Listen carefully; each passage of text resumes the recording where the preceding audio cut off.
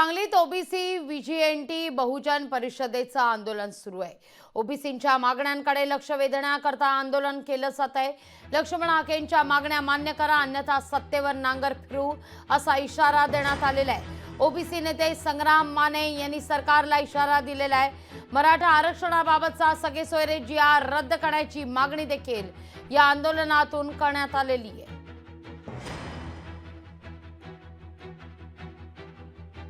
लक्ष्मण हाके साहेबांनी जे आंदोलन उभा केलं आहे ओबीसी समाजाचं आरक्षण वाचवण्यासाठी, त्या आरक्षणाला पाठिंबा म्हणून आज कडे उतरले सर्व ओबीसी बांधव गोळा झालेत। त्या सर्व बांधवांचा मी पहिल्यांदा आभार व्यक्त करतो। मी सरकारला सांगू इच्छितो, तुम्ही ओबीसीचं राजकीय आरक्षण, सामाजिक आणि आर्थिक हे सगळे आरक्षण तुम्ही संपवा निघाला आहे। आता तुम्ही सगळे सोयरेचा कायदा आणा निघाला आहे, पण सरकारला सांगू इच्छितो सगळे सोयरेचा तुम्ही कायदा जेव्हा आणचाला तेव्हा ओबीसीचं राहिलेलं उरलं सगळं आरक्षण संपून जाणार आहे। पण सरकारला माझी धमकी वाजा विनंती आहे की तुम्ही आम्हाला किरकोळ समजू नका।